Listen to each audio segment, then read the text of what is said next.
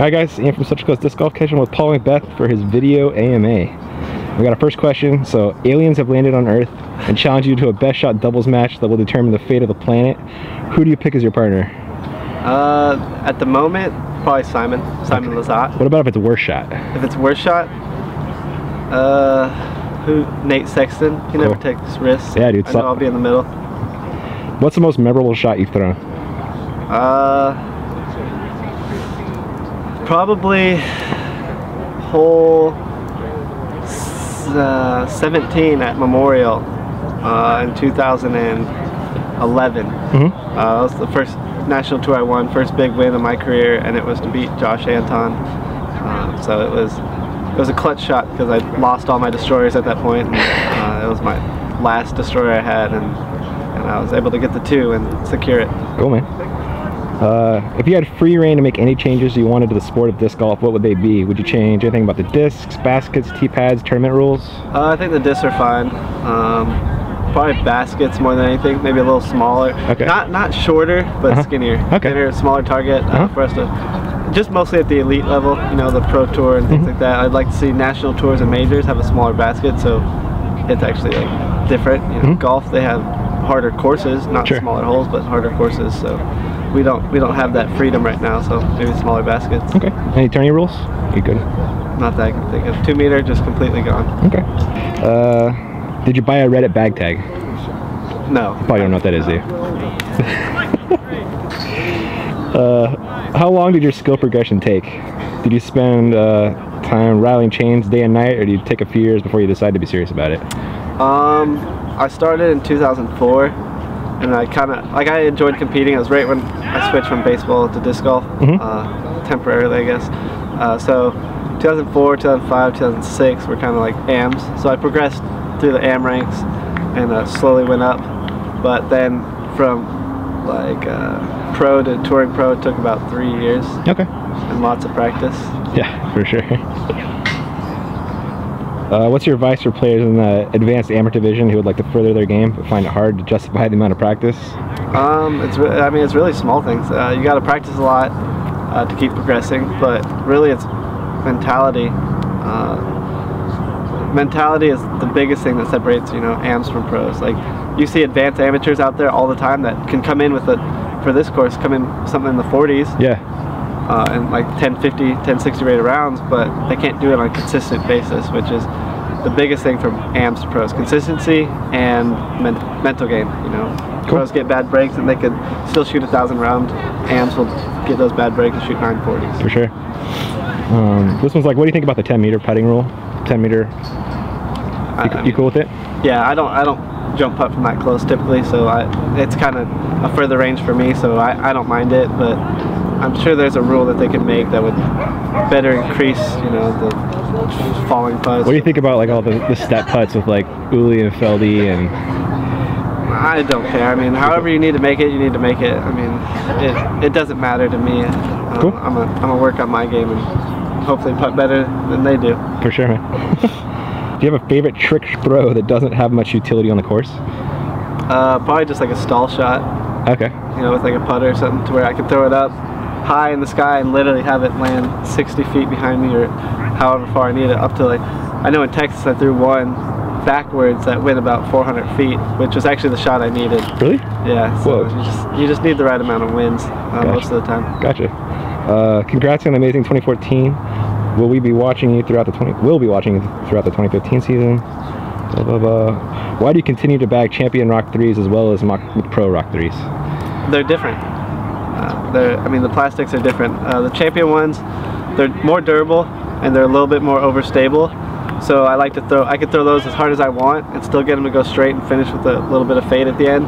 To where McPros are straight out of the box. So I can throw them as hard as I want, get them to go straight, and then as they slowly beat in, they'll start to turn right more, to where the champion ones don't really get that fade to the right. Gotcha. Unless you've had them for over a year. So instead of challenging Brody Smith as Avery already did, why don't you go bigger and throw out some kind of dual challenge to the likes of Aaron Rodgers or Bubba Watson, who also play disc golf and would attract more attention? You just got to do baby steps. Yeah. I mean, you can't just contact Aaron Rodgers or the other person you named, but... Yeah, Bubba Watson. Yeah, Bubba. Yeah. But Brody Smith will comment on, he's just like Avery, he'll comment on anything on any social media, so. Cool. What are your best pieces of advice for someone who is working on their putting? Just practicing the circle. Just get consistent and get a good routine, because it's really in the circle that counts more than outside the circle. Anything outside the circle is pretty much a bonus. Cool.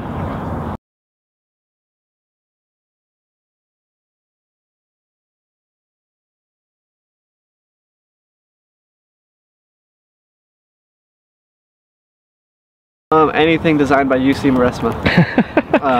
The Australian course, that'll probably be around for a while. I want to really play it when it's green to see the difference between how it was this summer. Okay. USDGC, that one will just change with the ropes mostly. I don't see them doing much. I mean, it is a challenge as is. 52 or whatever is, you know, I don't see it being shot much better than that. So anything where we're shooting like that. European Open, that's my favorite course to play, and I can't wait to go back there this year. But it's going to be more open in the future. Okay. So. More or less trees, you think? Like more fair fairways? Yeah, more fair fairways to where it's even to everyone, and then you have to land it. You have to pay attention to where your disc lands and not just throw it into the ground somewhere.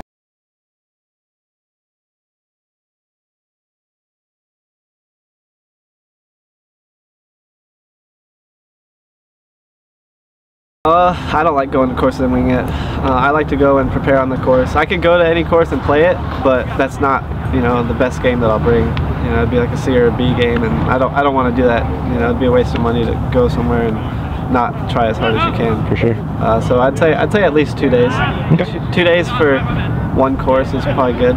You know, spread out the practice time. Instead of playing 3 rounds in a day, you got to play 1 and then 1.5 and 1.5. Okay. So you don't overwork yourself. Okay.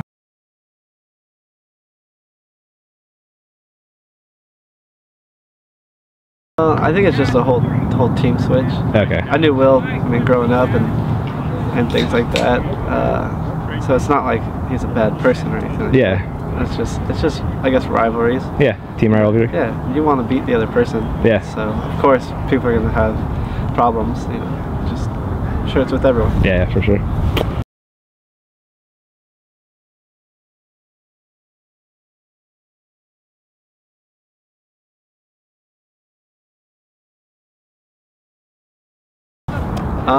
I knew with Ricky, if I just put the pressure on him, you know, he's the kind of person that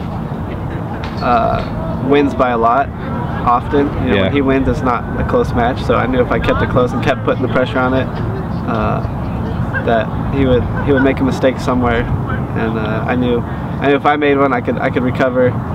But I just haven't seen Rick in that situation before, so gotcha. I was just keep putting the pressure on him. Talk about that putt on 2, dude. I was just a 35-footer.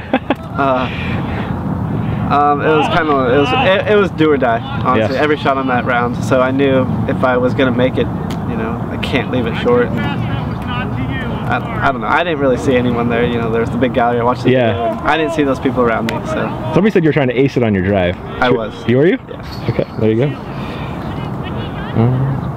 Mostly because I kept landing it short. Okay, gotcha. What are some things other golfers do that you don't like while playing around? What do they do that I don't like? Yeah, and then what do they do that you do like too? I like when they talk here and there.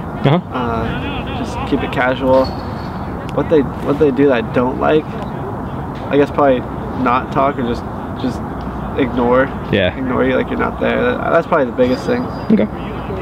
How much of your daily practice time do you spend working on shots you rarely use, like thumbers, tomahawks, forehand rollers? Never. Never? No, I learned them when I first started. Okay. So it's kind of like when that situation comes, I know how to throw that shot because it's not something, I don't intend to throw a tomahawk 300 feet. Yeah. You know, I could step out any time of the day and throw a tomahawk 200, 250. Sure. So I learned how to throw it, and then it's just. And you'll practice it during your practice rounds, basically, or? If I have that shot in my practice round, then I'll practice it here and there. But. Cool. Would you rather fight 1 horse-sized duck or 100 duck-sized horses? I don't know what a duck would really do to you, so probably the duck. One horse-sized duck? Yeah. All right. I don't see that being too scary. If it was like an ant or something, I'd definitely take the small ones. Nice. How much of your practice time do you spend beating in new Star Destroyers? Never. Yeah, they just beat up on the course? Yeah, I have a new one in my bag right now. Do you? Yeah, 1 or 2. Your stone cold accuracy inside 40 is out of this world. Could you tell us more about why ABRs are your putter of choice? What weights do you prefer? ABR is the straightest one. Since I first started, I've had an ABR. It just felt comfortable in my hand. So that's just always been the one I liked in the straight flight. It's real easy to control. You know, if I needed to go left, I just put hyzer on it. If I needed to go right, turn it over. Cool. So it's just the easiest. I think it's the most user-friendly putter in the game, and then the no bead just allows for extra glide compared to the more stable putters. Okay. What, you putt max weight or? Yes, 175. Cool. What do you think it's going to take to get disc golf to the next level? Do you think we'll ever get on the same level as ball golf? We could. We got more potential than they do, just because it doesn't cost as much to make plastic over clubs. Yeah. But it's really the courses, I guess. You know, we need more professional courses, as in length and, you know, difficulty. But I don't know if we have the land to purchase courses like that and the money to charge people that much. But we don't need the maintenance as well. True. Which is the biggest thing. Like golf is $60, so they have to maintain the fairways, the greens, and all that stuff. As long as there's grass and trees, that's all we need. Yeah, not to mention all the water. Describe the zone. What is the zone for you? What is your mental strategy or approach to stay in the zone? Just no thoughts going through your head. It's really, you can finish your round and not think back like, what did I just do? And then it takes like 30 minutes to finally take your time and think back, all right, this is what I did here, this is what I did there. So it's really just blankness in the mind. Cool. If you had a CPD in your bag for 2014 USDGC, would you have won? No. I know which shot they're talking about. They're talking about hole 6 or something like that. Yeah. And it was just a bad shot by me. I turned it over. You can watch the video and see that I just rolled my arm over and pulled the disc over instead of throwing a hyzer. Yeah. So, I mean, I got a CPD in my bag now, but it's not for a shot that I would throw at USDGC. What are your tips for getting my distance drive past 350 with accuracy and consistency? Any form tips or? I don't know. I'm honestly not a coach. Yeah. I play and I can work on my form, but I can't teach people. I don't know the mechanics behind it. I have friends that know it that could tell exactly what I do or what others do. Yeah. And they're great coaches and they've helped me through the years, but I wouldn't be able to tell. Did you perfect your form by watching video or like? It's really just how I started and then just, you know, changed it. It evolved as I started playing more. It got tighter. You know, it used to be loose and flail around, I'm sure, a little bit more than it does now. And now it's just more of a tight form, you know, and just more consistent. What's the max distance hole you expect to park, assuming it's very open? If it's very open, it could probably be close to 600. If it's wide open, nothing in the way. But you put a tree here, a tree there, probably close to 5.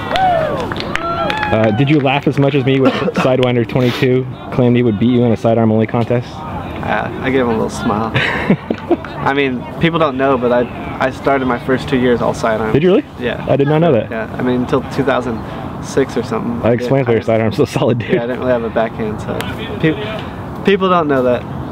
But. What do you like to do off the course? Any hobbies? Talk to Super. Talk to Super? No, I mean, I like to I'll hang out. I don't go out and party or drink or do any of that stuff. So it's really just kid stuff. Have fun. Nice. Go to like you know, those fun Dave and Buster's or something like that. Go play some active games or just keep busy. Cool. What would you be doing if you weren't a pro disc golfer? I don't know. I don't know if I could sit in a classroom. Yeah. I don't know. Like my eyes are really sensitive to like those fluorescent lights. You think you'd be playing pro ball, man? Huh? You think you'd be playing pro baseball? If I got bigger, yeah. I mean, probably, but it's hard. Some of the MLB guys are smaller than you, man. Huh? They're not skinnier than I am. they wanted, when I was playing, they wanted me at 175. Damn. And I think the biggest I got was like 162, and it was hard. What's your favorite run of Rock 3 and why? They're all the same to me. I like the the champion and McPro. I like the combination of the two. But I don't think there's a true difference. I mean, it's really preference. Like some Rock 3s are really flat, some are kind of got a slight dome. It's just preference. Okay. I have both in my bag. I have a flat one, which are a little bit straighter to understable for a champion, and I have some dummy ones that are overstable for hyzers. Cool. What's your practice routine for putting? I usually keep it in the circle. Okay. Most of the time. Try to get consistent confidence. How many a day? It varies. It's really like I don't want to. If I get bored putting, then I'll stop, because once you're bored and just getting lazy, you develop bad habits. So usually until I get tired or bored of it. So it could be 100 putts a day. It could be 2,000 putts a day. It really just depends. Okay. Do you do any flexibility training? Like stretching or yoga? No. Not really that. I mean stretching, but no yoga or anything like that. Your favorite courses? I think you already answered. European Open courses? Yeah, pretty much Nokia. The bigger courses. I like the major courses we play. Cool. What role do you see yourself in like growing disc golf? Hopefully still as an athlete, just a role model, and people, you know, someone that people like you can present to, like ESPN or things like that, to where, you know, we're good in front of the camera. Yeah. That's the main thing, to where people want to come out and watch us. Yeah, totally agree there. Least favorite Innova disc? I mean, they all have their own use. I know people bash on the Groove the most, but I think it's got a really good flight. I tested it actually, and it has a really good flight. Did you? Yeah, I mean, it's like a beat-in destroyer. Yeah, right. You just gotta get over the groove in it, but you never touch or feel. So. All right, Paul, you want to go ahead and thank your sponsors? Yeah, Innova Champion Discs for being there since pretty much I started. Grip bags, Tomahawk shades, Supreme Flight. There's a few more. But yeah, just anyone that supporting me, Red Bull here and there, and who's the newest one? Oh, Cellucor. Okay. Cellucor. They're definitely hooking me up with some supplements and protein and things like that. So hopefully get a little bigger. Right on, man. Well, thanks for your time, Paul. Appreciate it, man. Thank you. Super Dave, what'd you shoot? I screwed myself. I only shot 52. You want to come over here and explain why they call you Super Dave? Or Super, sorry. Super. Yeah, please. I'll explain it. Yes, because they call you Super Dave, but it's not Super Dave. Yeah, I want to explain that. Is it on? It's on, man. I'll explain it. Please do not call me Super Dave, because my name is not David. My name's Keahi Kai. But on my PDGA, it has my adopted name. Okay. So when people say Super Dave, I'm like, they're assuming my name's Dave. So it's just Super. Just Super? But, I don't want to get into detail. I do. I want you to. Because Climo gave you that name, right? Yeah, Climo and Brad Hammock. Back in 2006, I believe. We were just discussing, you know, we have fun. We're all athletes. We play a lot of sports, and I guess because I play a couple other sports, pretty decent. Decent as a professional level. What else do you play? Well, I used to skate professionally, skateboarding, and then after that, soccer professionally, and after that, golf professionally, and then I play disc golf professionally now, and I actually know how to play every sport possible pretty decent, because my goal was always to be able to play, not at a pro level, but at least so I can, if it's tennis, I can rally with anyone. Okay, cool. You know, if it's basketball, I mean, I used to be a pretty superstar in basketball too. I got a scholarship, but I just knew I wasn't going to do anything with this, so I stopped playing. But I play every sport just like Paul. I mean, he's a great athlete, and you know, but you know, that's how I got the nickname. And at first, it was going to be Hollywood. It was going to be Hollywood because I introduced one day Matthew Perry to at La Mirada. I introduced Matthew Perry to King Climo and Brett Hammock and Mike Williams, everybody at La Mirada. And so they wanted to call me Hollywood Dave, because when I taught golf, I taught to a lot of actors and everything. So they wanted to call me Hollywood Dave, and I was like, no, I don't want the whole Dave thing. Yeah. So I let it go. Like when everyone calls me that, I say, all right, you know, they're just not that close to me. Yeah. Because if they're close to me, they would know it's just Super. So, but every tournament I go and I win, or if I do win or whatever, I do a little speech like this, like Paul would. But everyone's like, all right, in first place, Super Dave. I'm like, oh. I got to start all over. Because then people hear it and then they want it and then they assume automatically that, oh, well, I heard him say soup. I go, oh, I've been trying to get away from that. But that's the funny story behind it. So, nice shooting, bud. Yeah, I know we shot about pretty close to each other. Yeah. But, you know, thank you. Good job.